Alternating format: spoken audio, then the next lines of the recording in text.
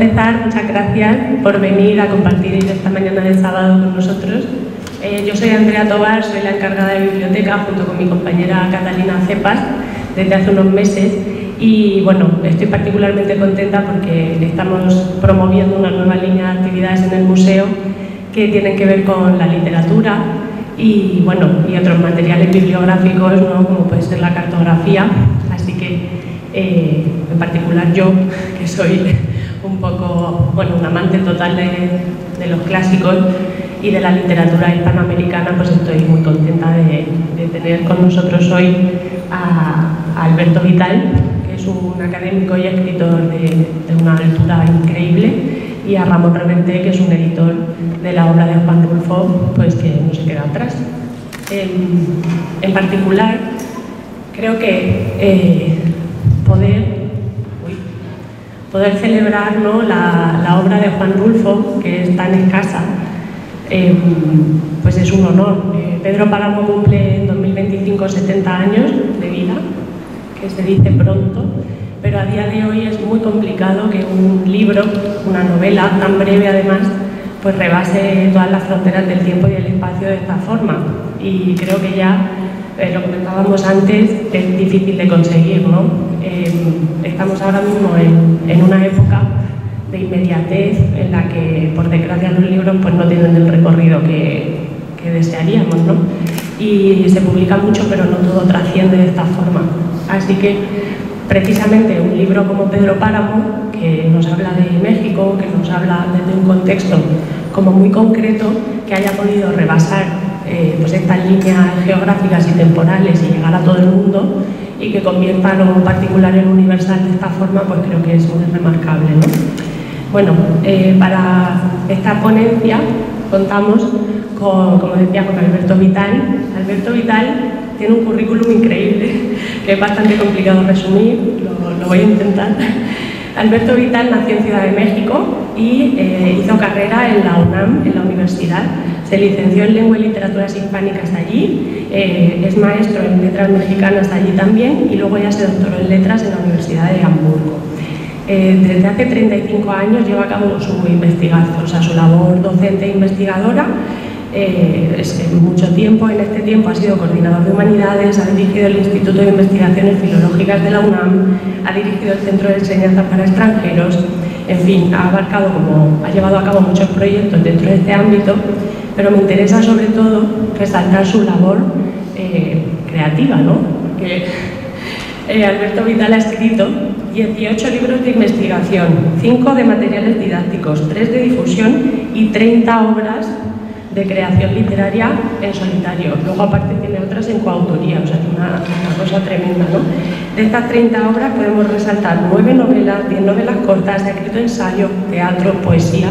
Creo que ha tocado todos los palos y me parece muy interesante también que un escritor pueda estudiar a otro escritor con esa doble vertiente, porque seguro que pues, le puede entender mucho mejor, ¿no? Algunos títulos sobre su trabajo especializado en Juan Rulfo, porque ha estudiado a Juan Rulfo, entre otros escritores, pues son Los argumentos de los asesinos, mecanismos de justificación en la obra de Juan Rulfo, o Lenguaje y poder en Pedro Páramo, o El arriero en el Danubio, recepción de Rulfo en el ámbito de la lengua alemana, y Noticias sobre Juan Rulfo, que ha sido reimpreso recientemente, bueno, en 2017. Estas son todas sus obras sobre Juan Rulfo en concreto, pero insisto que hay muchas más. Y estudia además las líneas teóricas de la hermenéutica literaria, la pragmática de la comunicación literaria, la onomástica de la literatura y la argumentación en literatura. Insisto que estoy resumiendo. Lo digo porque seguramente la ponencia que recibamos hoy pues será muy rica y muy especializada y nos dará un punto de vista totalmente distinto de lo que ya conocemos sobre Juan Rulfo y sobre la obra en sí, que sin duda es extraordinaria. Luego, por su parte, Ramón Reverte es editor y director creativo de la editorial RM. Este es el libro editado con motivo del 70 aniversario. Lo enseño por aquí. Es una joya, es un libro joya, sinceramente.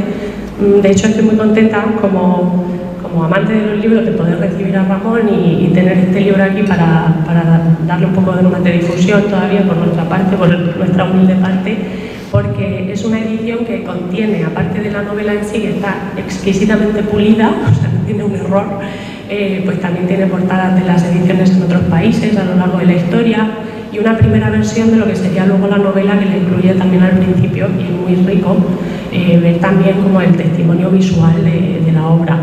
Ramón Reverte NRM, que es una editorial independiente de mucho prestigio, se centra mucho en lo visual, trabaja mucho con lo artístico, con la fotografía, y desde aquí trabaja tiene más de 500 títulos publicados, pues también sobre artistas como Frida Kahlo, algunos más recientes como Martín Paz, que también está muy en boga, pues eso, Juan Rulfo, Diego Rivera, Julio Cortázar.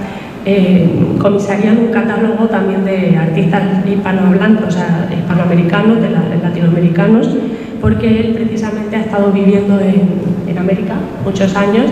En México en concreto estuvo desde 1998 hasta 2010 y ha estado en Estados Unidos, en Chile, en Argentina, o sea que creo que le toca muy de cerca a la tierra, y eso se refleja absolutamente en el catálogo.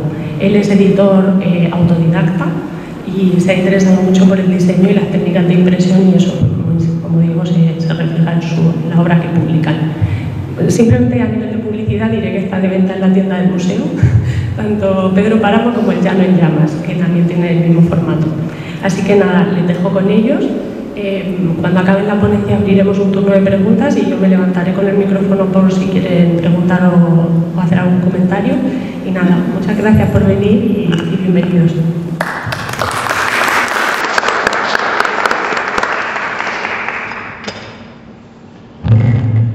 Muy buenas tardes, muchísimas gracias Andrea por la presentación, gracias al Museo de América por abrirnos las puertas para dialogar al respecto, y desde luego a Ramón Reverte, uno de los mejores editores que podemos conocer.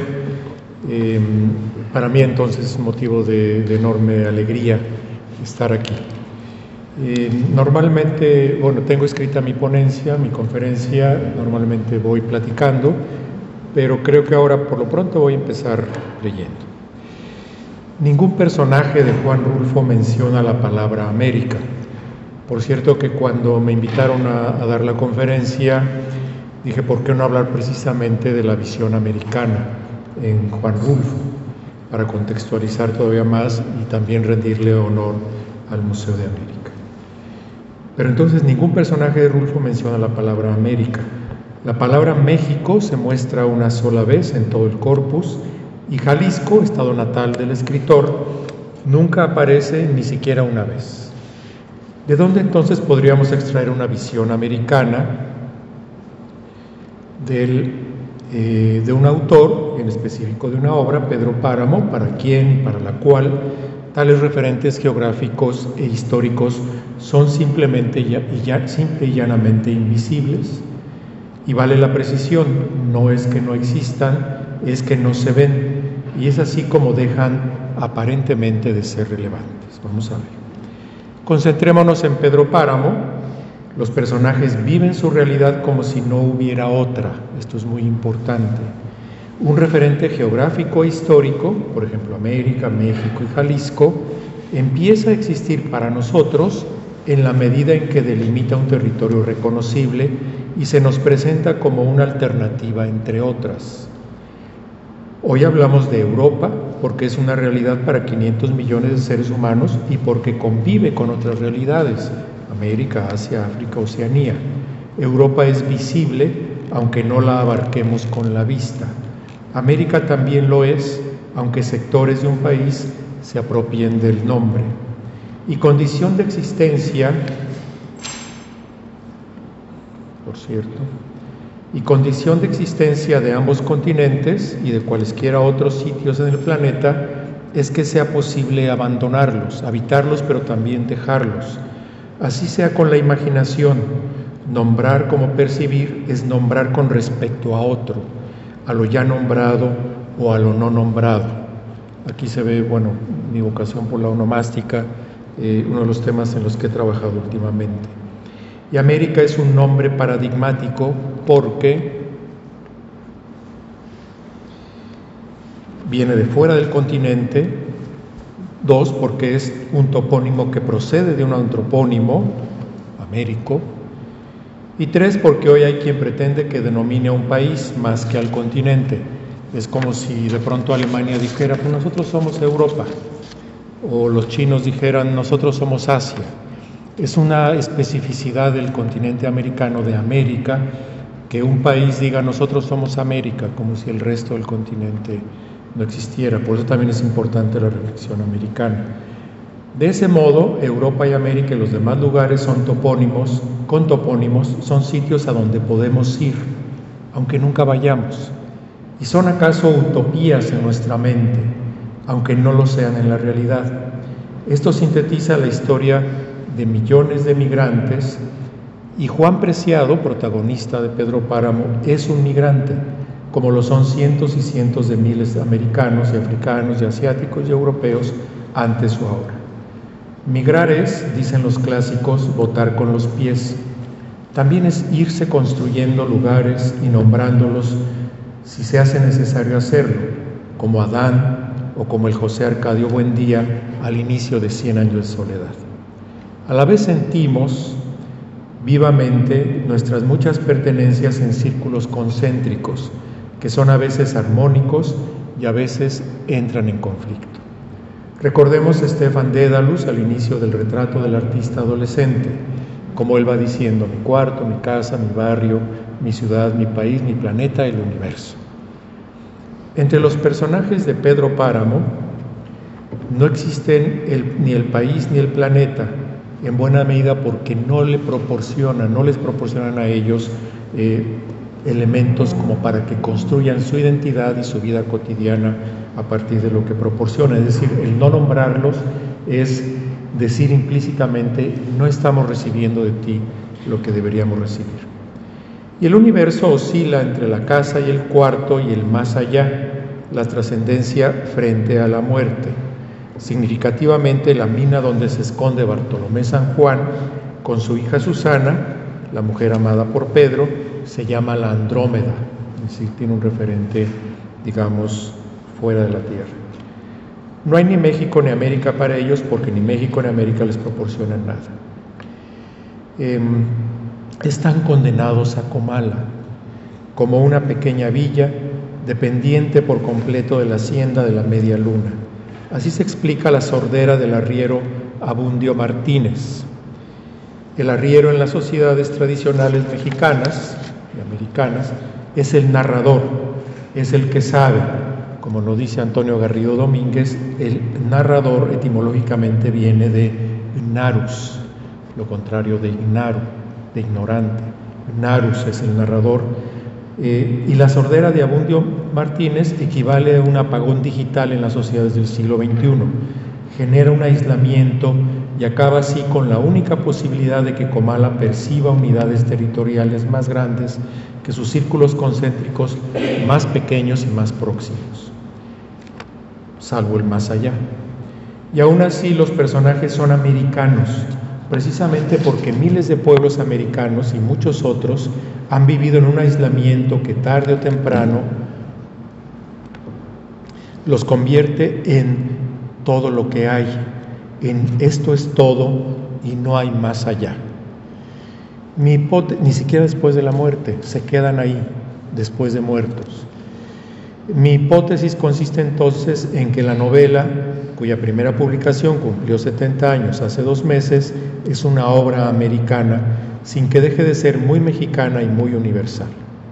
Justamente el equilibrio entre el ámbito local, el continental y el universal es uno de los máximos logros de la novela y explica su recepción en muchas partes del mundo, pese a referencias que son muy mexicanas y a veces muy jaliscienses y hasta de ciertas zonas de Jalisco.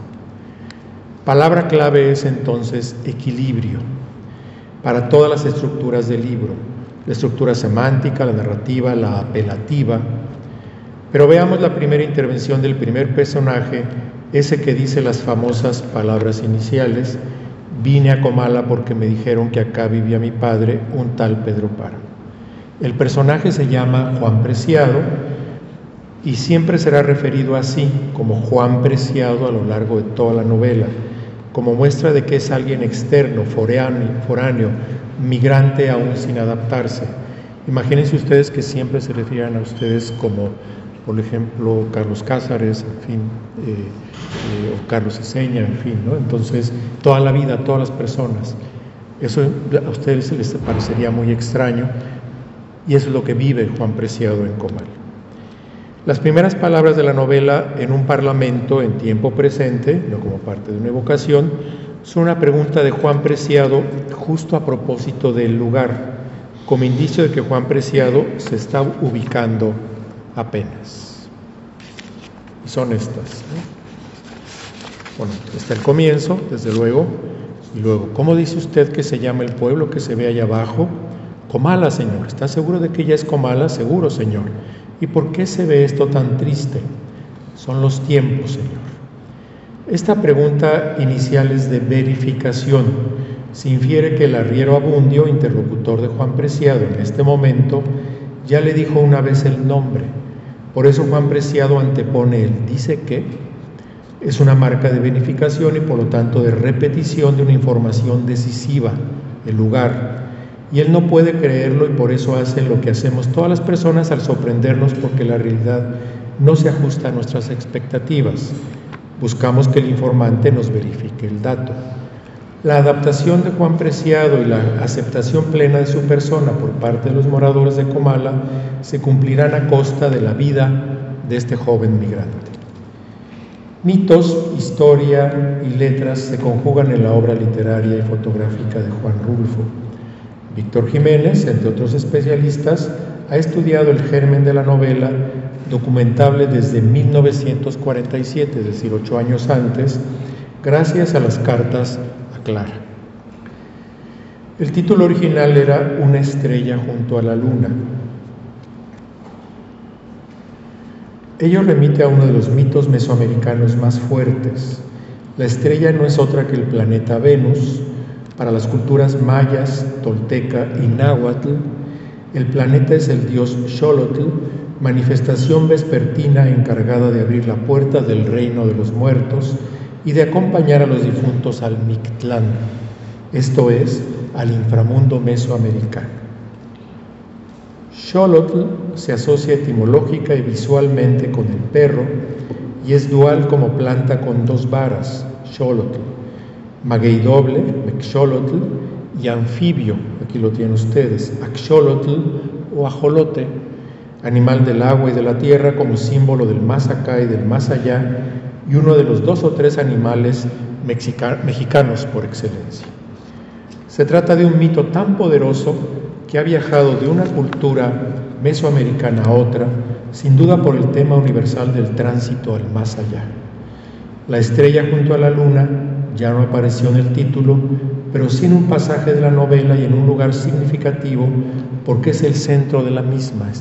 Este pasaje que van a ver ustedes, que además es una retrospectiva y es una sinopsis, es el segmento 32 del total de 69 que tiene la novela, lo pueden leer ustedes, como si hubiera retrocedido el tiempo. Volví a ver la estrella junto a la luna, las nubes deshaciéndose, las parvadas de los tordos, y enseguida la tarde todavía llena de luz.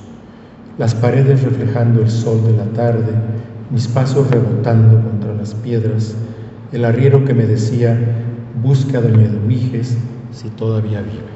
Nos podríamos detener aquí para analizar todo el efecto acústico, digamos, del uso del gerundio, entre otras cosas. Basta este dato para advertir cuán impregnada está la novela desde su origen, esto es, como dirían los filósofos, desde su condición de posibilidad, de una tradición en la que no contaban nada el mundo hispánico ni las cosmovisiones de las que vino impregnado el conquistador. Pero la novela cuenta una síntesis de la historia de la América, y esto significa que en algún momento deben aparecer el siglo XVI, la conquista y el sincretismo. Imaginemos por un momento que Juan Rulfo se planteó contar la historia de toda América en sus trazos esenciales. Finalmente él tenía una gran pasión por la historia y por la antropología y fue editor de textos de antropología y historia. He aquí una diferencia de todos modos fundamental entre el antropólogo y el historiador por una parte y el novelista o cuentista o dramaturgo por la otra.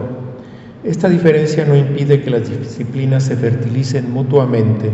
Utilizo un término del Deslinde, 1944, de Alfonso Reyes, fertilización. El propio rey Rulfo, de manera significativa, fue un lector ávido de historia y antropología y, como ya les dije, fue editor. La palabra síntesis es determinante aquí. No se trata de contar casi 500 años de historia americana en aquel momento, y mucho menos los más de 1000 años de historia mesoamericana, ni de historia de España, ni de hacer una labor antropológica para descubrir los respectivos patrones en las numerosas culturas que se desarrollaron en los más de 42 millones de kilómetros cuadrados del continente americano, de los cuales alrededor de 30 pertenecieron al Imperio Español, entre los primeros decenios del siglo XVI y los primeros del siglo XIX, esto es, por 300 años. La gran literatura es siempre sintética, aunque el correspondiente libro magistral tenga solamente 120 páginas, como Pedro Páramo, o más de 3000, como En busca del tiempo perdido de Marcel Proust. La síntesis que Rulfo encontró fue una figura, fue la figura del encomendero, término que Víctor Jiménez prefiere más que el de cacique. Encomendero surgido en el siglo XVI precisamente con una encomienda, la de educar a los indígenas en la religión cristiana y en el respeto a la corona, si a cambio recibía grandes extensiones de tierra y de tributos que se convertían en trabajo más o menos esclavizado por parte de los indígenas. Aquí es donde podría empezar la historia económica, política y social de la América, que después fue la América hispana. Y es que cuando se tiene como protagonista a un motor de estas tres vertientes en convergencia, la economía, la política y la sociedad, se tiene ya un primer elemento para encontrar la síntesis de una historia continental. La corona, por lo demás, la corona española, poco a poco asentada justo aquí en Madrid, se dio cuenta pronto del peligro de la encomienda, nos dicen los especialistas.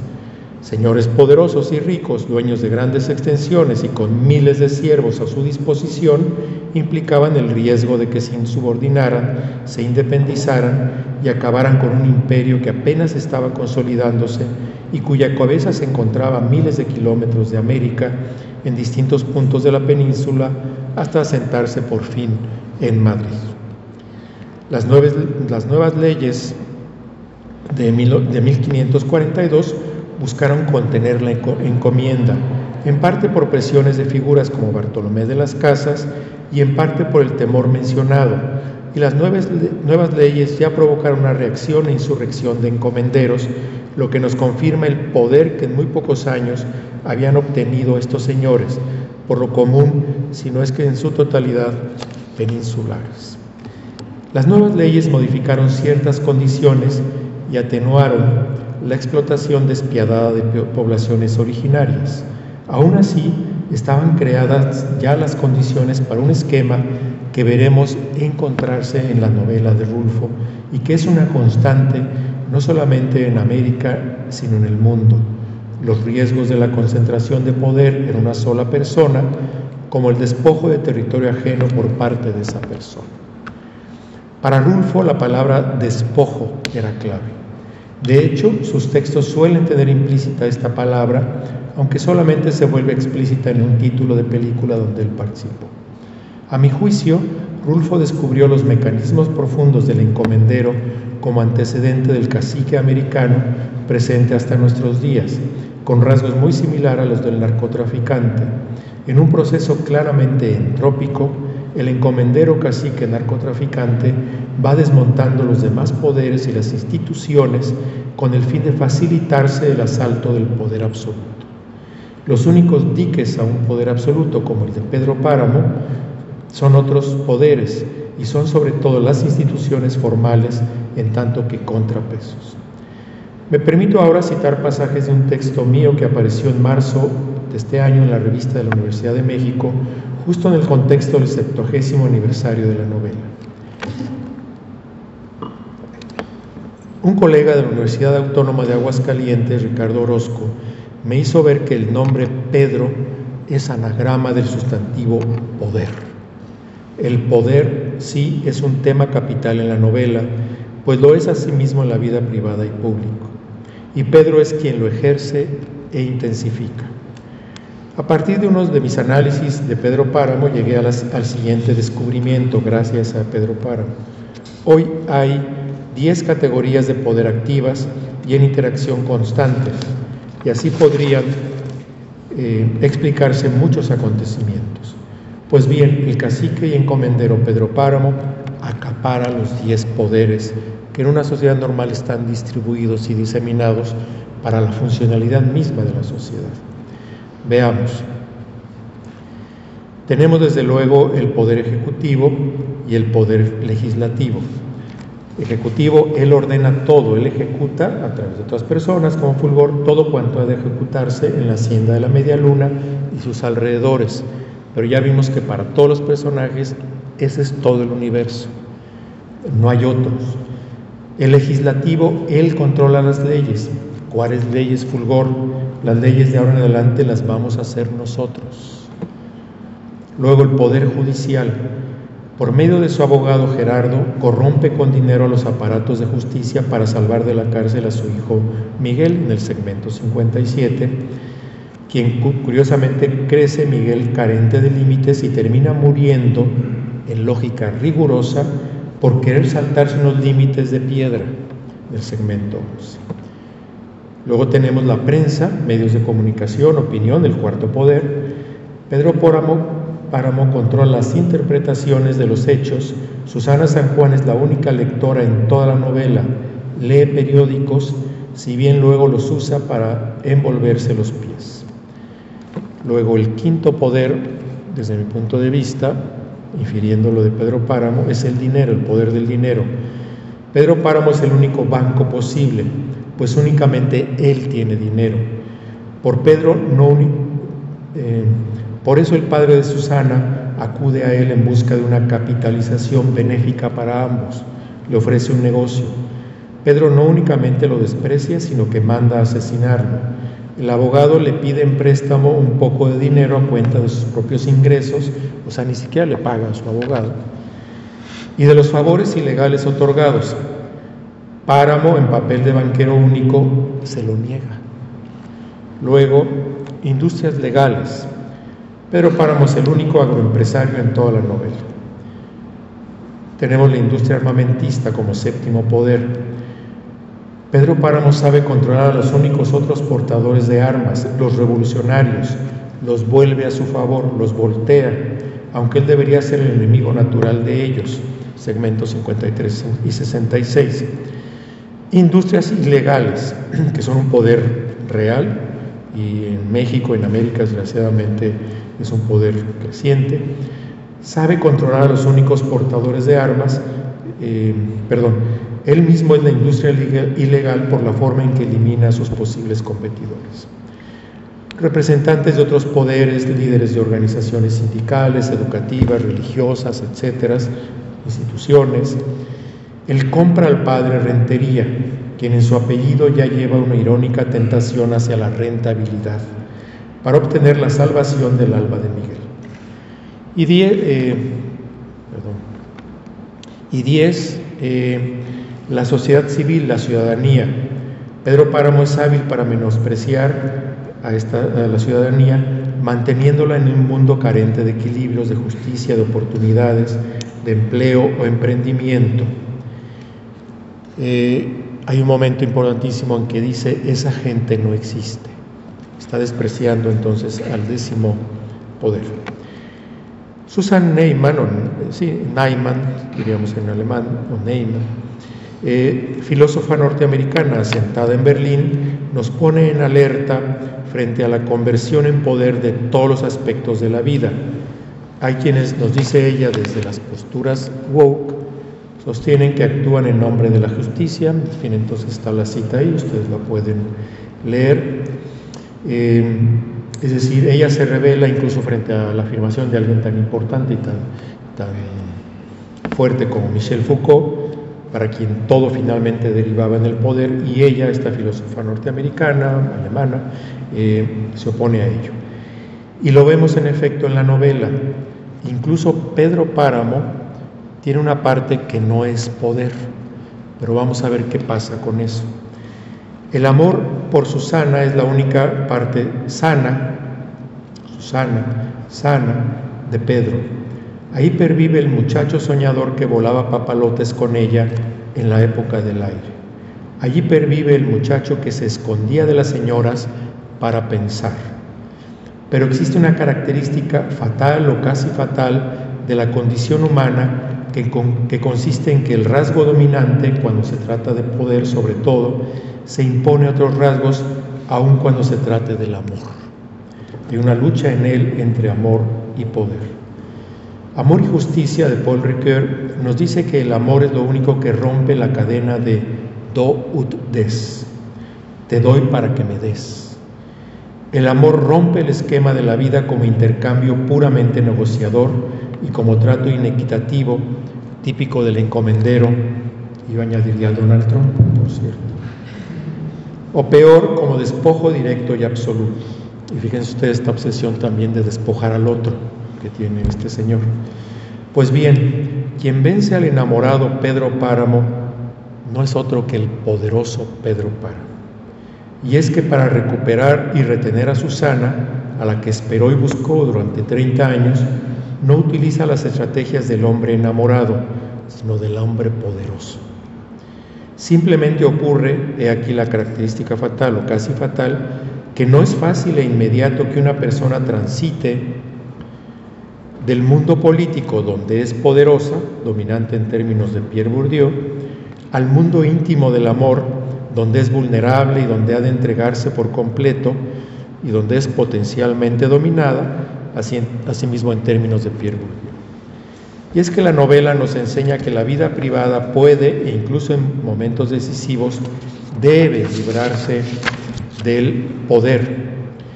No así la vida pública, que es poder de principio a fin, salvo en ciertas instancias también. Hay un rasgo psicológico que Rulfo comprendió muy bien. Por cierto, que toda la obra de Rulfo, toda, es psicológicamente, en términos psicológicos es perfecta, es decir, no hay ningún desacierto en este aspecto. La novela, por cierto, es de una notabilísima coherencia en términos de conducta de los personajes, e incluso hay aportaciones como este rasgo. Es decir, Rulfo no solo es un maestro en el tratamiento psicológico de los personajes, sino también un innovador. Y la aportación de Rulfo, una aportación en las muchas que hace, es: en un ambiente de poder, la inercia conduce al poderoso a seguir siendo poderoso en todas las circunstancias. Esto provoca un desfase es una cuestión importantísima, un desajuste o desfase interno entre las intenciones y los mecanismos para cumplirlas. Las intenciones del protagonista son de entrega amorosa, pero sus mecanismos concretos para consumar esa entrega son de una psique poderosa. Una escena que se encontraba en un manuscrito de Rulfo y que Rulfo borró acertadamente para la versión de la novela, nos muestra a Pedro Páramo saliendo en persona de Comala para buscar a Susana. ¿Se acuerdan que hemos dicho que una de las claves para entender la novela es que Comala es un universo en sí mismo, no hay otro, salvo el más allá, digamos. Y de pronto él sale en este pasaje, toca una puerta y no recibe una respuesta favorable. Se ve pequeño, se ve derrotado. En la versión final será su brazo derecho, Fulgor Sedano, quien busque y encuentre a Susana. Y es así como Rulfo termina de redondear la figura del encomendero como un ente todopoderoso en el universo que él ha creado y que él ha sabido cerrar en torno suyo frente a las acechanzas del exterior. Así se comporta también el narcotraficante. La sola mención de nombres como Jalisco, México y América hubiera sido liberadora para los personajes, entre otras razones porque no son únicamente nombres geográficos, sino denominaciones institucionales, geopolíticas, delimitadoras y protectoras. Dentro de todo esto, ¿qué papel juega el sincretismo? Pasemos a ese aspecto que les mencionaba, la llegada de España. Para sorpresa nuestra, el encomendero y cacique Pedro Páramo es católico. Hereda la religión, la lengua y los hábitos de las élites españolas afincadas en América desde el siglo XVI. Solo que aquí nuevamente este hombre sigue hábitos ajenos a una religiosidad auténtica. Aunque hay un conflicto en su personalidad, él finalmente lo maneja. Veamos reflexiones de una personalidad, de una gran autoridad en el tema. ¿Qué papel juega entonces el sincretismo? Las órdenes mendicantes llevaron a cabo la evangelización de México, y entre ellas desempeñaron un papel preponderante los frailes de San Francisco. Es famosa la llegada de 12 frailes que van a representar el papel de los 12 apóstoles, en fin. Nos dice este estudioso, todo en su actitud es original. Ahora bien, esto corresponde, dejo unos segundos para que ustedes terminen de leer, pasamos al siguiente, si necesario puedo volver después a esta diapositiva. El periodo 1524-72 corresponde a la edad de oro de las órdenes mendicantes, pero a partir de 1572 hay un cambio notable en el espíritu de la Iglesia mexicana. El indigenismo de los mendicantes se vuelve sospechoso y el clero secular comienza a implantarse, eclipsando poco a poco la originalidad del método popularizado por los hermanos menores. El interés que despertó México en los primeros franciscanos finalmente puede explicarse por la obra escrita que dejaron. No contentos con recorrer el país para predicar, bautizar, confesar, edificar iglesias y monasterios, esos pioneros de la evangelización también fueron científicos, inspirados y escritores fecundos, traductores, y también aprendieron las lenguas originales. Aquí tenemos una buena explicación histórica de la estrategia de Pedro Páramo ante el padre Rentería. Se trata de relaciones duales, por no decir contradictorias y hasta esquizofrénicas, en el sentido etimológico de mentes divididas, de inteligencias partidas. Ellos dos, que representan los dos grandes poderes,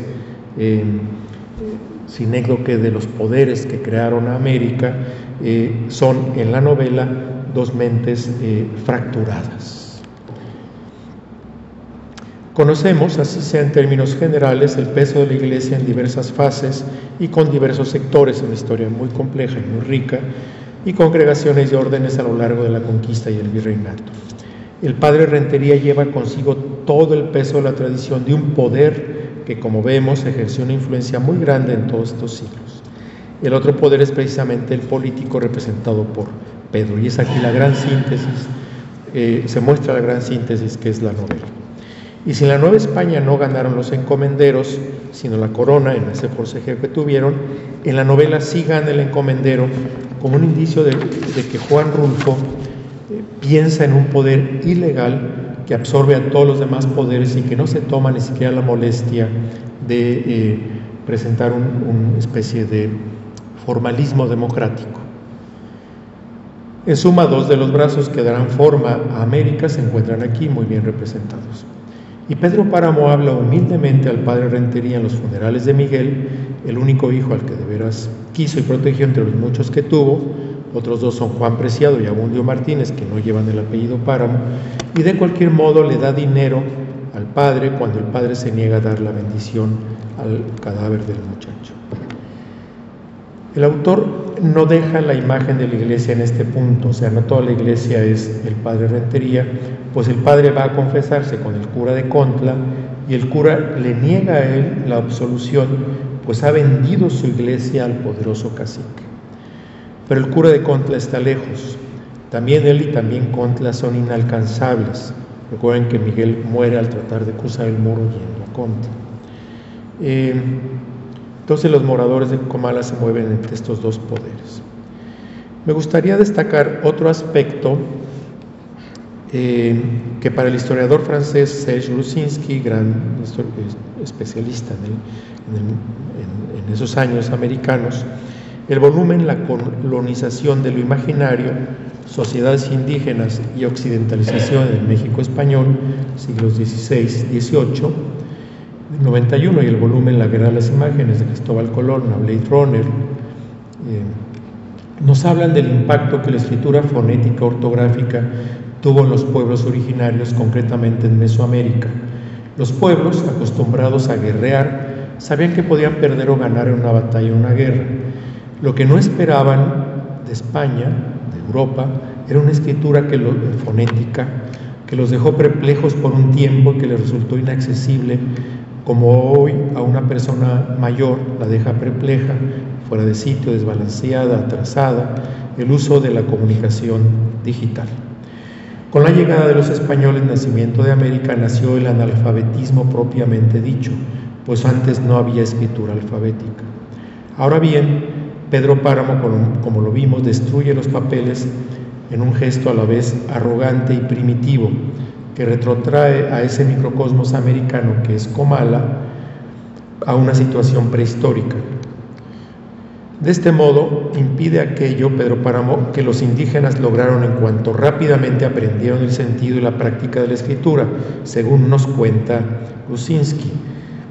La utilizaron para su beneficio, es decir, este desconcierto y este analfabetismo duró poco tiempo. En todo caso, la tradición oral siguió siendo muy poderosa y lo es hoy hasta nuestros días, como lo es en todo el planeta.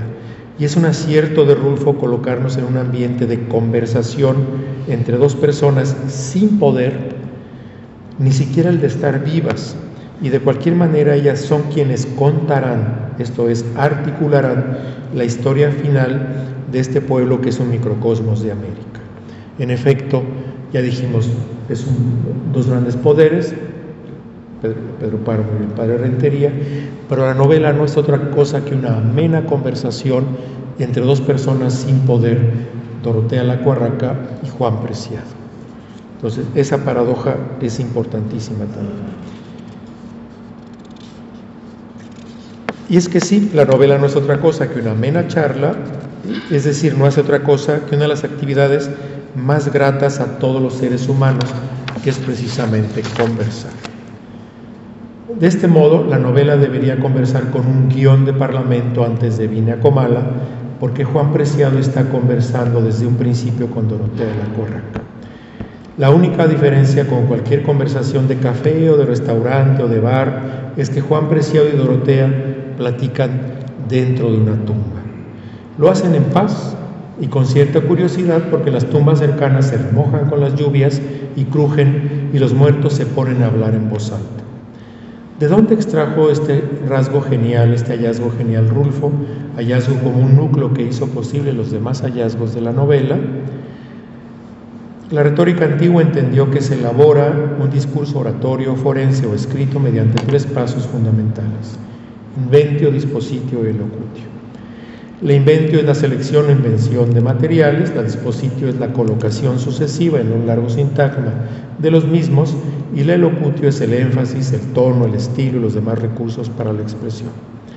La selección proviene, en el caso de Pedro Páramo, del ambiente oral del que él, Rulfo, abrevó desde niño escuchando a las personas mayores, pues en aquel entonces era muy constante la conversación acerca de muertos que se aparecían, que regresaban en busca de tesoros, acaso, como dice Abundo al inicio, regresaban por su cobija porque en el infierno tenían frío, comparándose el infierno con el calor de Comala. Con Víctor Jiménez hemos encontrado que también hay un pasaje en el diario florentino de Rilke, donde pasa esto de que las tumbas se remojan, la madera, y los muertos empiezan como a despertar, es decir, que hay un sincretismo también entre el mundo europeo, podemos decir, y la enorme cultura letrada que tenía Rulfo y la cultura oral, digamos, americana. Bien. Estos muertos vivos son, a fin de cuentas, la mayor muestra de sincretismo americano en la novela, pues las dos civilizaciones y los dos imperios, mexica y peninsular, han abrevado de sus respectivas cosmovisiones para vislumbrar una vida después de la muerte. El especialista José Alzaga ha estudiado la cosmovisión católica que Rulfo seguramente conoció, nos dice este estudioso de origen español, en el seminario de la ciudad de Guadalajara, Jalisco, donde entre los 12 y los 15 años aproximadamente hizo la secundaria y la preparatoria. Allí tuvo que conocer aquella noción de evo-eternidad que se ubicaría, según el Concilio de Trento, entre el más acá y el más allá. Antes del juicio final, las ánimas En pena vivirán en una suerte de limbo intermedio transitorio, y por eso los muertos, que no son fantasmas en la obra, sino ánimas en pena, regresan una vez y otra vez a la tierra y no tienen ni descanso eterno ni un pleno retorno al mundo de los vivos. Concluyo hablando del final de Pedro Páramo, un final equivalente a los de los imperios mexica e inca.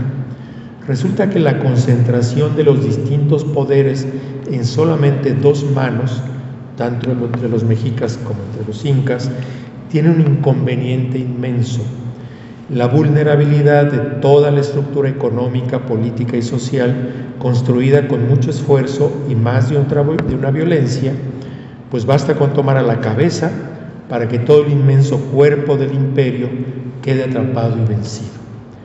Moctezuma en Mesoamérica y Atahualpa en el mundo inca cayeron, y entonces cayeron sus respectivos imperios, el mexica y el inca.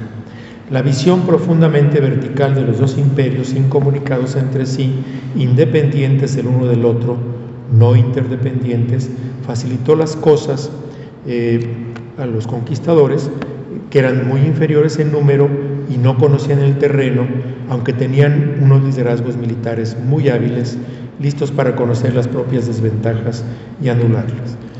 Y lo que pasa entonces en el mundo de Pedro Páramo es que cuando él dice: me cruzaré de brazos y Comala se morirá de hambre, está reproduciendo, sin saberlo, toda la caída de los grandes imperios de los pueblos originarios. Aquí tienen ustedes un poco de este libro de Historia de América, que consulté, por cierto, aquí en la Universidad Complutense.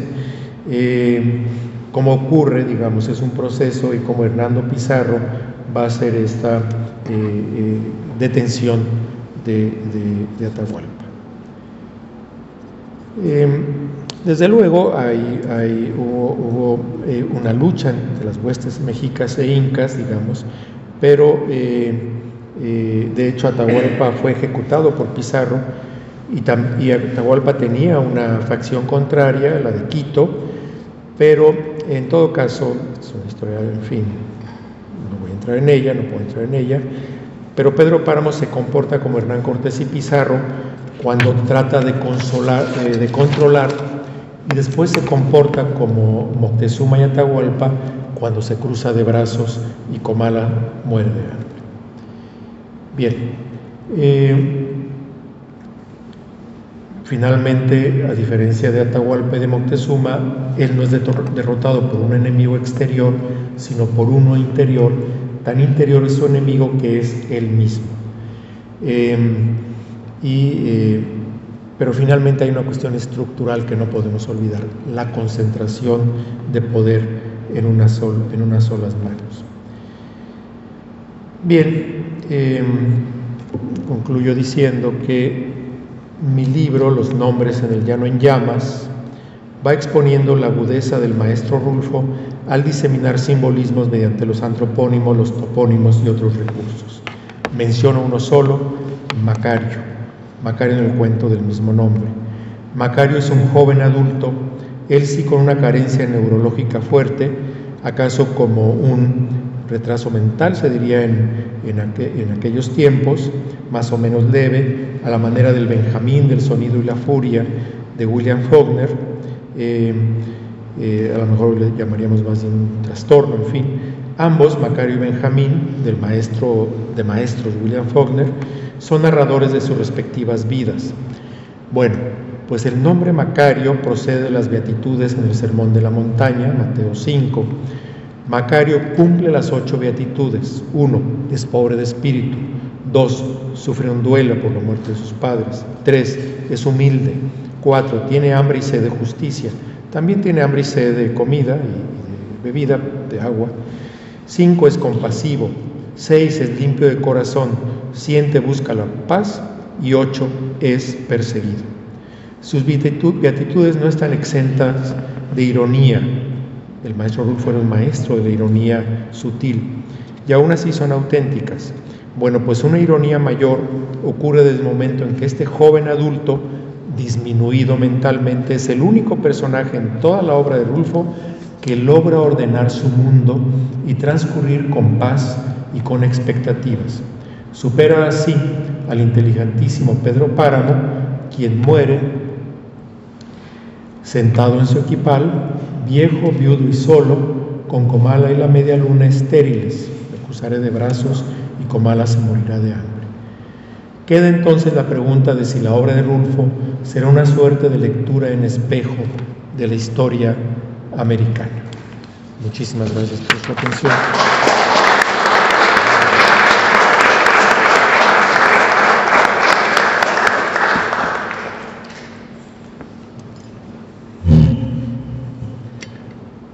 Bueno, yo evidentemente no voy a hablar de la obra de Rulfo porque es difícil competir con alguien tan versado y con tanto tiempo estudiándola, ¿no? Yo me voy a remitir un poco a explicar un poco la relación de la editorial con la familia Rulfo, que es quien está a cargo de la difusión, la promoción y el mantenimiento, digamos, del legado de este escritor. Y quería decir que normalmente los autores, cuando fallecen, depositan el legado en manos de las agencias literarias, en este caso la agencia Carmen Balcells, que está en Barcelona. No sé si se oye bien, ¿sí? Y como que hay no hay un control sobre ese tema, más bien, sino que es un tema ya que las agencias hacen su trabajo, que consiste en buscar editores y difundir la obra. Lo que pasa, eso es un poco la naturaleza humana, es que las agencias normalmente lo que buscan es el mejor postor, es decir, al final acaba siendo un tema económico el que maneja la obra, porque bueno, pues los grandes grupos son los que se hacen cargo de obras tan importantes como la de Rulfo y consiguen una difusión y una promoción seguramente más alta de la que conseguiría una editorial pequeña como nosotros, porque tiene un poder económico enorme, ¿no? Es decir, la capacidad de llegar a todas partes. Sin embargo, la familia Rulfo es muy diferente. Para ellos lo importante obviamente es la difusión de la obra, la promoción, que se dé a conocer, pero sobre todo que haya una pasión y un cariño por en este caso el universo de Rulfo, y por otro lado en el cuidado de la edición de los libros. Esto implica todo lo que tiene que ver con el diseño del libro, la producción del libro, la tipografía utilizada, el diseño que se utiliza para que quede todo bien, y es algo que la familia ha cuidado muchísimo. Y luego otra cosa que cuidan mucho y les interesa mucho es el contacto directo con el editor. Rulfo se empezó a publicar en el Fondo de Cultura Económico, una editorial importantísima, todavía lo es, disminuida yo diría ahora, pero que en su momento fue una opción absolutamente lógica. Lo que pasa con estas editoriales como el Fondo de Cultura Económica o Random House después o otras, es que son empresas muy grandes, y en las editoriales lo que pasa es que normalmente cuando se inicia una editorial los editores originales son gente que realmente tiene pasión por lo que hacen, por los libros.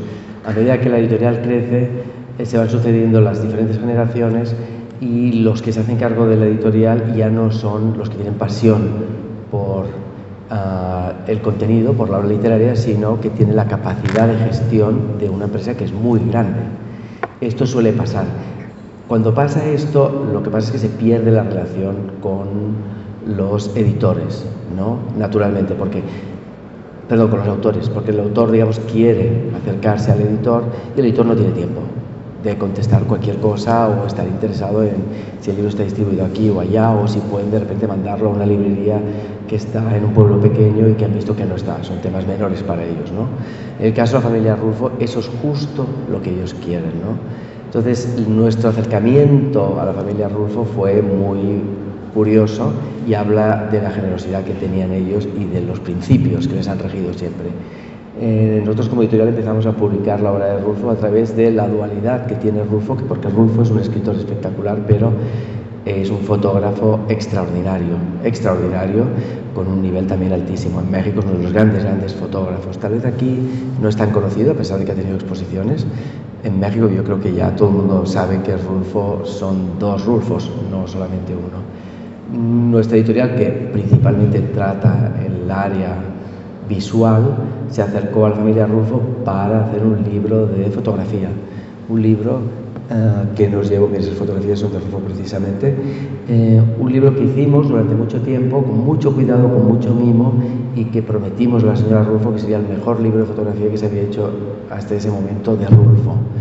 El caso es que publicamos el libro totalmente en sincretismo, utilizando la palabra aquí de Alberto, con la fundación, es decir, todos los pasos fueron revisados por ellos, obviamente pues proponiendo siempre lo mejor y escuchando, porque al final desde fuera tienes una perspectiva diferente, pero hay que tener en cuenta las dos perspectivas, y ellos siempre estuvieron muy abiertos a ver desde fuera qué proponíamos y desde dentro de ellos qué proponían. El caso es que esto de un libro que se llamó Letras e Imágenes, y la señora Rulfo, que falleció hace pues 2 años más o menos, ¿no, Alberto? Casi 2 años. Casi 2 años. Octubre de 2020. Quedó gratamente contenta con el libro. Entonces, no se le ocurrió mejor idea que proponernos editar a nosotros la obra de Rulfo.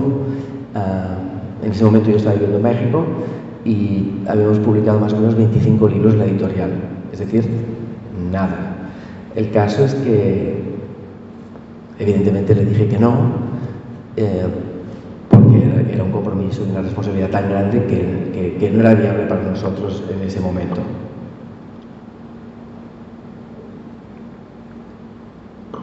El caso es que también, por la relación con este libro, pues bueno, nos seguíamos viendo con la señora Rulfo y sobre todo con Víctor Jiménez y Juan Francisco Rulfo, que es uno de los hijos de la familia, bueno, de Juan Rulfo, que es el que está un poco a cargo de todo lo que es la fundación junto con Víctor. Y esas conversaciones siguieron y la señora Rulfo muy amablemente seguía insistiendo en que hiciéramos nosotros, que publicáramos la obra. Y nosotros seguíamos diciéndole que no podíamos por las razones que yo siempre le exponía, ¿no? De que pues, difundir esa obra implicaba un esfuerzo muy grande, una responsabilidad enorme y no queríamos asumirla. Así estuvimos más o menos entre 1 y 2 años, hasta que una vez me citó la señora Rulfo a su casa y me dijo que quería que publicáramos la obra, y antes de que dijera nada me dijo: no le estoy pidiendo su opinión. Esa fue la palabra que utilizó. Y empezamos a publicar la obra de Rulfo. Ahora tenemos 500 libros. La editorial es viable gracias a Rulfo, es decir, y por nuestra parte el compromiso con Rulfo ha sido enorme y es nuestro autor más importante y más mimado, la razón por la que estamos aquí, por la que hacemos pues muchísimas cosas en América y en todas partes.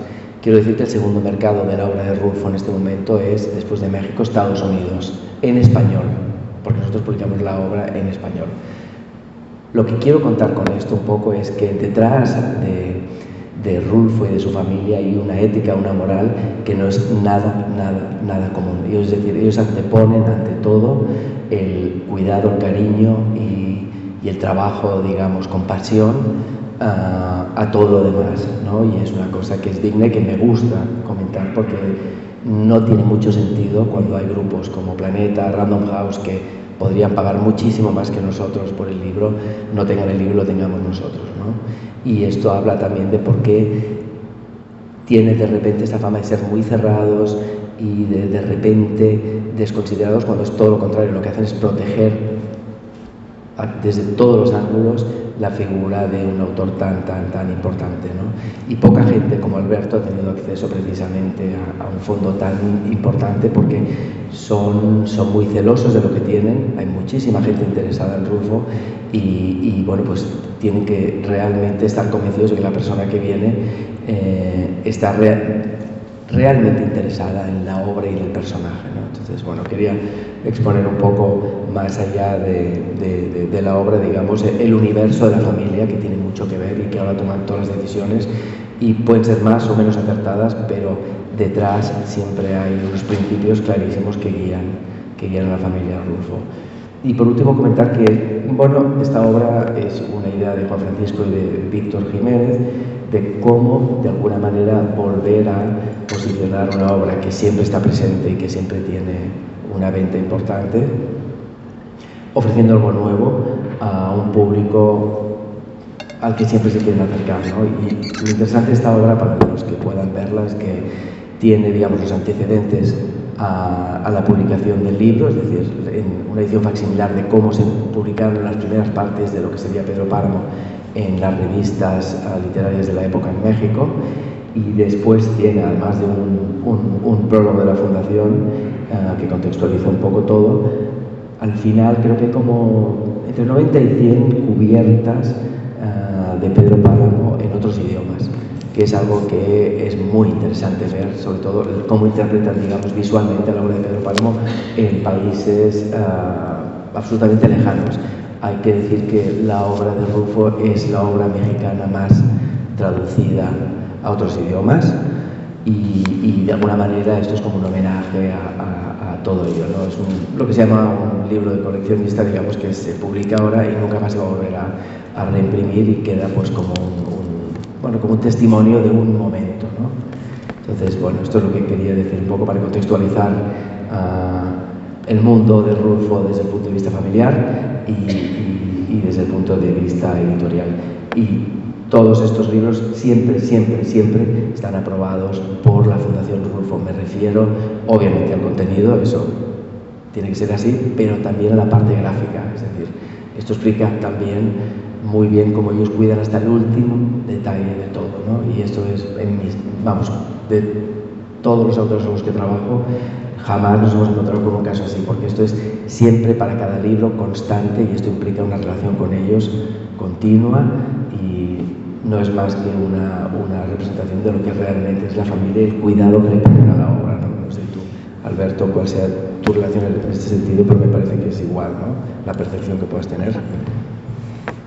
Sí, de una enorme admiración y cariño. Tú también editaste las cartas a Clara, ¿no? Sí. Y yo creo que ustedes ahí pueden ver también un poco la personalidad de ella, que fue una inspiración muy grande también. Y tuvimos la oportunidad también con la familia, de acercarnos a ellos de una manera pues ya muy entrañable, de un afecto enorme, en fin, ¿no? Hemos coincidido alguna vez y apenas hace unas semanas le hicimos un homenaje justo en la librería Juan Rulfo, aquí en Monclova, muy cerca de aquí. Y cuando me propusieron hablar de Rulfo en la noche del libro, dije, ¿por qué no hablamos de él y de ella? Y fue muy bonito. Nos acordamos, por ejemplo, claro, de Juan Francisco, de Pablo, y también de las obras cinematográficas que ha hecho Carlos, y en una de ellas, Del olvido al no me acuerdo, título que no le gusta a Pablo, pero bueno, habla de Clara, no habla de Clara, es Clara la que está ahí. Entonces creo que la podemos recuperar. Para nosotros fue una relación muy entrañable, muy cercana, y entonces la biografía también se pudo hacer en ese entorno de una enorme cercanía.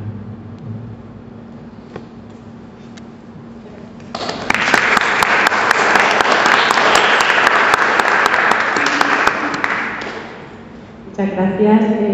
Ahora vamos a empezar el turno de preguntas y comentarios. Lo voy a inaugurar yo porque tengo el micrófono, tengo esa licencia. Quería comentar un poco en la parte literaria, ¿no? Que creo que es bastante revolucionario cómo propone el intercalar escenas de diferentes tiempos. Tiene un punto la novela de tener que sumergirse mucho para entender dónde estamos y quién nos habla.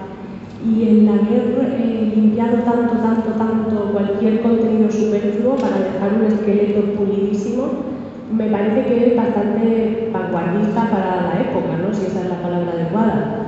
Quería preguntarte a ti, Alberto, en concreto, si Juan Rulfo es un poco el padre del posterior boom latinoamericano que ha sido un hito histórico en la literatura, que no sé si se repetirá, pero creo que García Márquez se vio muy influido por Pedro Páramo y que como decíamos antes, pese a no haber escrito tanta obra o no haber querido publicarla porque era muy exigente consigo mismo, abre un poco los ojos, por lo menos a Europa, ¿no? de lo que podía hacer la literatura latinoamericana y lo que haría posteriormente.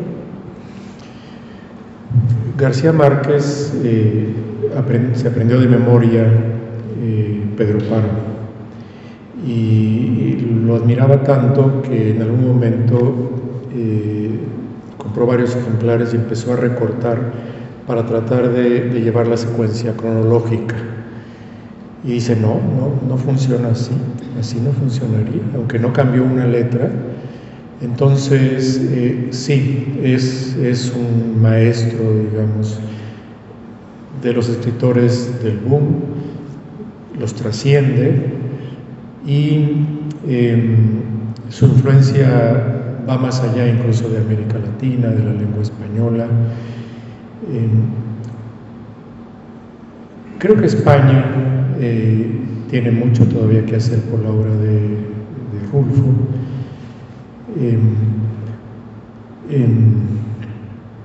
Es que le dieron el premio Príncipe, entonces Príncipe de Asturias.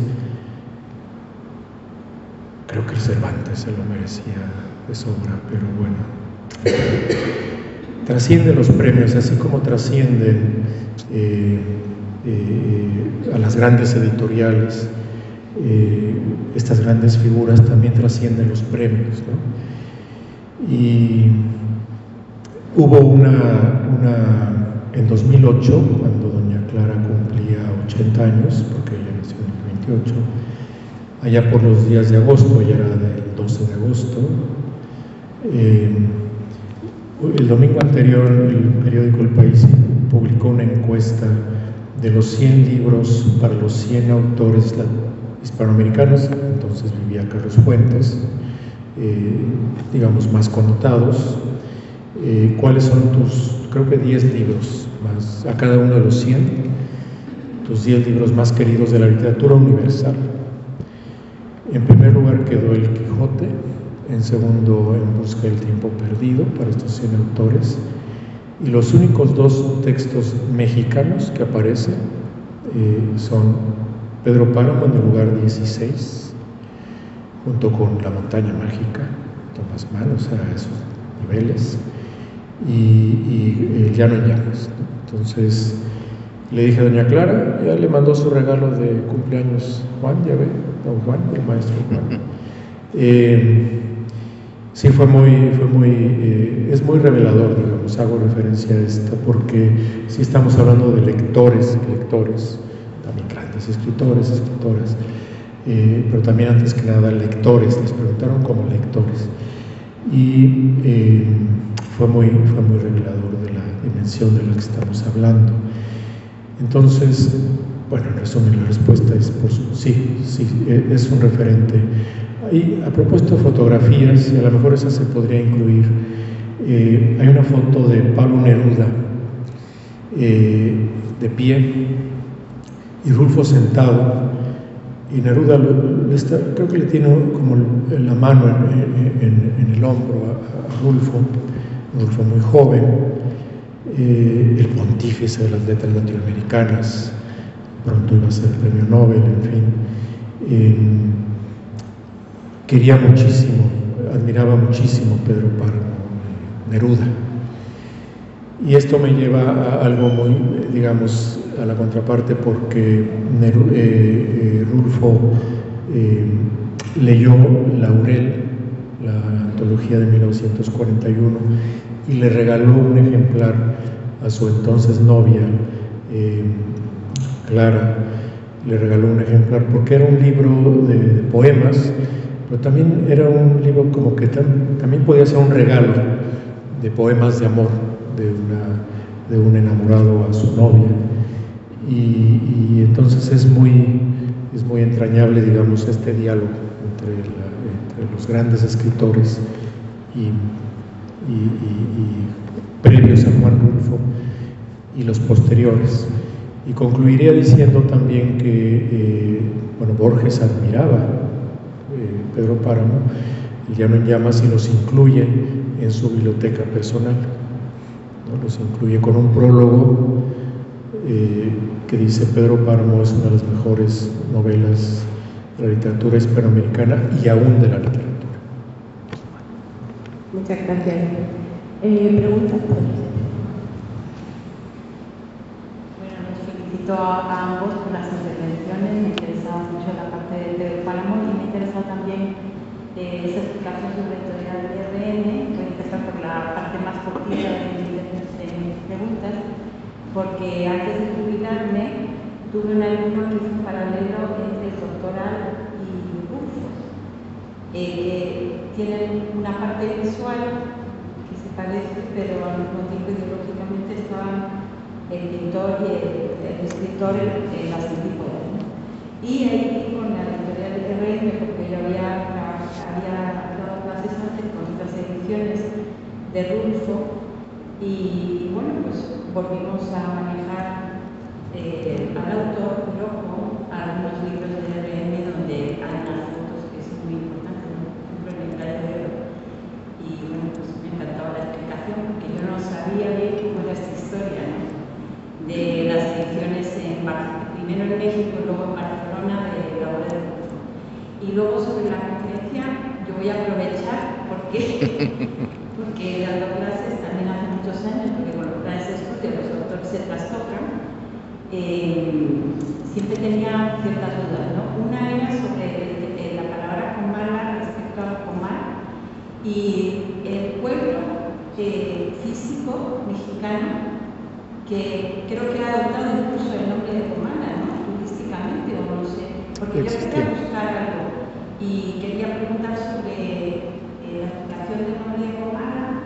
Ha salido también en la conferencia la cuestión de que los personajes son ánimas en pena, que siempre la duda cuando da las clases es si están en el cielo, están en el purgatorio, donde están, yo me destinaba para el purgatorio.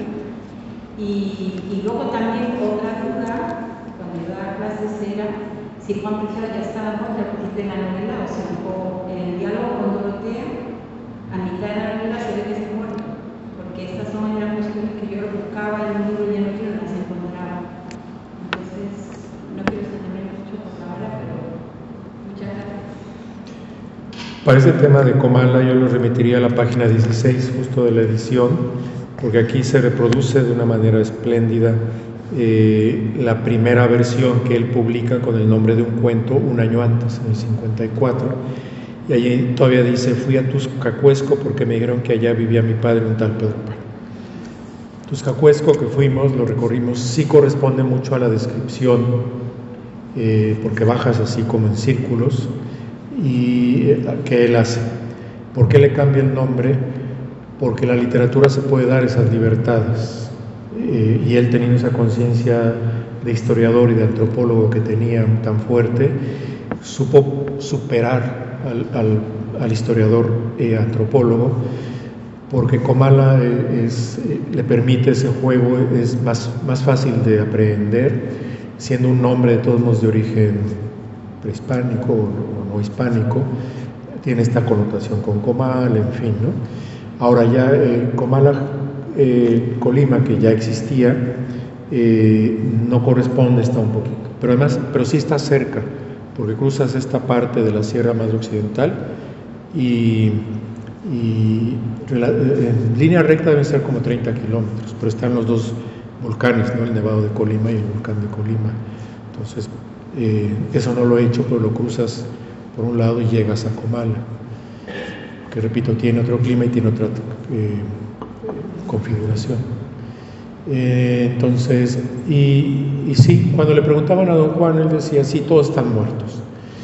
Lo que tenemos con Juan Preciado es que vemos su proceso de degradación anímica, y en un mundo tan violento como el de Pedro Páramo, él muere sin que lo toquen, nadie lo toca, muere anímicamente, ¿no? Muere de susto.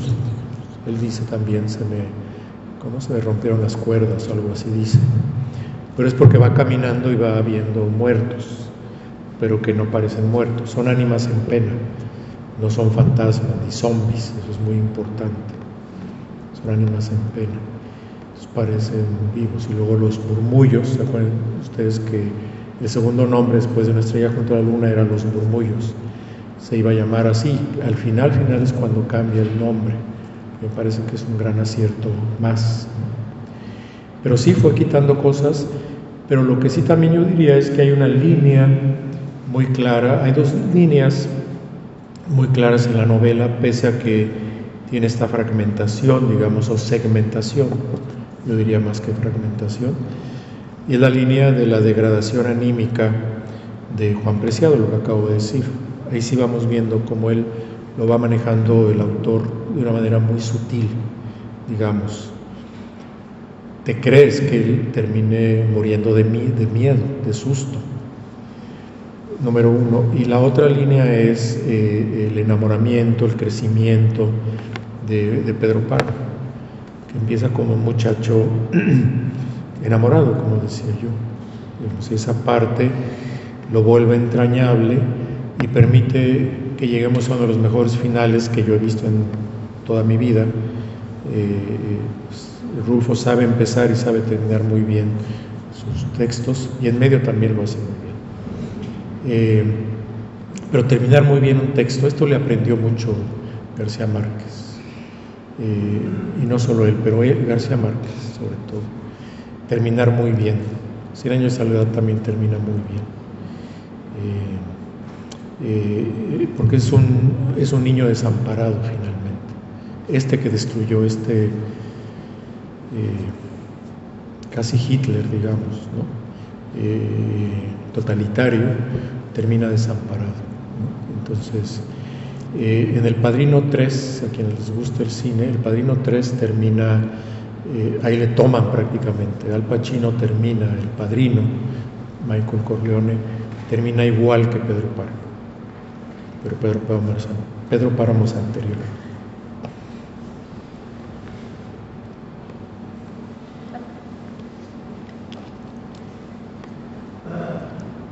Gracias. Bueno, en primer lugar, felicitarlo, muchas gracias. Magnífica presentación. Agradecerte que nos la hayas ilustrado con fotografías de Juan Rulfo, efectivamente una faceta menos conocida, ya bastante más conocida ahora, pero menos conocida, y era extraordinario.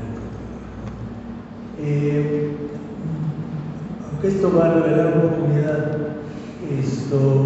conocí a Juan Rulfo, creo que alguna vez tuve oportunidad de saludarlo en una visita que hizo a Nueva York. Yo vivía en Nueva York en ese tiempo, y me llama la atención algo que pones ahí, lo grato que es conversar, ¿no? Y que mucho de la obra gira alrededor de las conversaciones entre Juan Preciado y Dorotea, pero que curiosamente Juan Rulfo no era conversador, no en un palco, ¿no? Cuando yo conocí a Juan Rulfo, tuve oportunidad de estar con él y charlar, pues estoy diciendo algo que no fue tan cierto en términos de que una charla pues es entre dos o así, pero hablaba tan poco y tan parco, tan tímido, tan retraído, no sé cómo llamarlo, o lo aburrí yo tanto, que el que hablaba era yo y poco escuché. No es una broma, pero bueno, tiene esa fama, y curiosamente se contrapone un poco con lo que es la novela, que la conversación es algo muy fluido, ¿no? Soy mexicano, vivo aquí en España. A mí me gusta mucho ver cosas de mexicanos en España. Nosotros estamos haciendo cosas para dar a conocer más, para difundir más cosas como estas. Hay muchas informaciones negativas que llegan a nuestro país, donde tenemos que neutralizarlas con todo lo que tenemos. Y yo creo que Juan Rulfo es uno de estos personajes que merece ser más conocido. Entonces, yo ahí preguntaría, ¿qué estrategia tiene, me imagino, la Fundación y ustedes que están en este mundo, para dar a conocer más a Juan Rulfo, a su obra, por supuesto, Y una pregunta que a lo mejor es como morbosa, porque va en esa línea de conocimiento y de difusión del nombre de Rulfo. ¿Por qué se negaron a que se usara el nombre de Juan Rulfo el premio de la TIG? Esa es la pregunta. Gracias. Bueno, sí, sobre la estrategia de la Fundación básicamente pasa por dar a conocer la obra de Rulfo. Muy enfocado en la literatura, obviamente, pero cada vez más en la fotografía. Entonces, siendo una obra como es reducida, es complicado, sin embargo, es increíble. Nosotros hemos publicado como, yo creo que 15, 16 libros de Rulfo y sobre Rulfo. Siempre hay opciones, ¿no? Digamos, ya sea Rulfo fotógrafo, ya sea libros pues como estos que son ediciones que aportan un poco más allá de la obra, o ya sea un libro que ahora estamos planteando precisamente con Alberto de una iconografía que hace falta todavía. Es decir, es dar a conocer todo el universo. Es lento porque se han de elaborar los temas, se ha de buscar la gente. Hay un libro, por ejemplo, que es La recepción crítica de Pedro Páramo. Es un estudio enorme y complicado de hacer, pero ese tipo de libros, ¿no? Es decir, dar a conocer, y todo siempre bajo el cuidado de la Fundación, pues para que todo sea perfecto. Y eso implica hacer el libro, publicarlo y distribuirlo en toda América Latina y en los mercados que haya. Y después ver si hay posibilidades, que esto ya no pasa por nosotros, de publicarlo en otros idiomas. Esto es, una vez está publicado, la Fundación lo que intenta es esos mismos libros que lleguen al mercado internacional con ediciones en otros idiomas y con editores propios y locales que puedan distribuirlo, ¿no? Pero yo diría que pocos autores tienen tantos libros sobre la obra como Rulfo, teniendo en cuenta la extensión, porque Rulfo no es Octavio Paz, que publicó muchísimos libros, ¿no? Eso es podría parecer una debilidad, pero yo creo que es una fortaleza. Sin ir más lejos, el hecho de que sea tan traducido es, primero, porque es el gran autor, y dos, porque si tú eres un editor, digamos, por decir algo de Tailandia, y tienes que publicar algo de México, y te presentan pues 5 autores, un autor que tiene 3 obras, parece mucho más fácil de seleccionar una que no otro que tiene 50 o 60, por cual me voy. En cambio, con 3, que además pues sabemos que son 3 con características muy diferentes, es lo que lleva, ¿no? Entonces, más o menos esta es la respuesta a la primera pregunta. La segunda... El medio literario, los medios literarios no son medios fáciles, digámoslo diplomáticamente, y el medio literario mexicano menos. Son medios difíciles. Por ejemplo, cuando García Márquez llegó a México, él lo cuenta, García Márquez, mucho antes de Señor de Soledad, en fin, le hablaban de muchas obras y dice, me di cuenta de que hablaban de muchas obras, pero no las habían leído. Y en cambio, todo el mundo había leído a Rulfo y nadie hablaba de él. Se había vuelto así como, o sea, no lo mencionamos. Entonces, cuando se crea, es un indicador, digamos, de cómo de pronto se ha tratado de negar, digamos, la importancia de la obra de Rulfo. Incluso aquí en el prólogo hay un par de referencias a cómo de pronto se le niega un lugar a Rulfo en la literatura mexicana por parte de mexicanos, ¿no? Todo hay que decirlo, Carlos, y está aquí documentado. Quien hizo el prólogo lo hace con todo conocimiento y muy fundamentado. Entonces se trata de responder a la pregunta, ¿qué tan grande es un autor en términos literarios? Y hay estrategias para responder. Hemos adelantado aquí de una manera un poco dispersa, pero puedo ordenarlo un poquito ahora, lo voy a decir cómo, para responder a la pregunta. Una de ellas es la calidad de tus lectores. Cuando tienes lectores como Borges, como García Márquez, como Susan Sontag, que dijo, esto le gusta mucho repetirlo a Víctor Jiménez, Leí el primer párrafo de Pedro Páramo y supe que estaba frente a una obra maestra. Entonces, esa es una manera, digamos. Vargas Llosa, que en el discurso del premio Nobel en 2010 menciona a Comala, en fin, ¿no? Esa es una manera. Hay otras maneras, digamos. Esto de los 100 lectores también, en fin, ¿no? Las editoriales, la calidad de las ediciones y de los editores también. Y los premios, que le pongan a una cátedra, a un premio, el nombre, pues también es una forma. Lo que empezó a pasar con el premio, la familia no se opuso al nombre, a que se llamara así, llevaba varios años llamándose así. Cuando lo recibe Arreola, por ejemplo, es el premio Juan Rulfo, en fin, ¿no? Pero empezaron a mandar señales, la FIL y la Universidad de Guadalajara. Yo hablo con toda franqueza porque soy académico y lo puedo decir con toda crudeza, de que estaban subordinando el premio Juan Rulfo al premio Octavio Paz. Le daban el premio, en primera lo estaban controlando y se lo estaban dando a gente muy cercana a Paz. Pero además, después ya le daban el premio Octavio Paz a esa misma persona. Pero además, Tomás Segovia comete el error le dan el premio todavía Juan Rulfo en 2005 y sale a decir a la prensa: pues yo no veo la obra de Juan Rulfo y no veo su biografía, en fin, unas declaraciones un poco, y se le manda una carta a quien detentaba todo el poder en aquel momento, para decirle, pero una carta personal, digamos: no estamos de acuerdo con estas declaraciones, por favor. Y no contesta. La siguiente acción de la Fundación Juan Rulfo, de doña Clara como presidenta de la Fundación Juan Rulfo, es la víspera, porque han pasado un par de meses entre que sale el premiado y se entrega el premio: a partir de hoy este premio ya no se llama Juan Rulfo.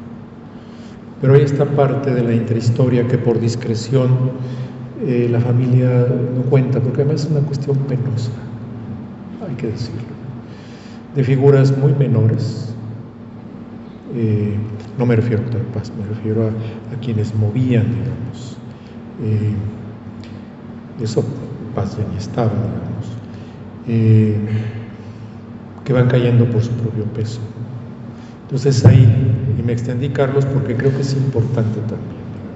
No me gusta hablar de esto, pero es importante contextualizar.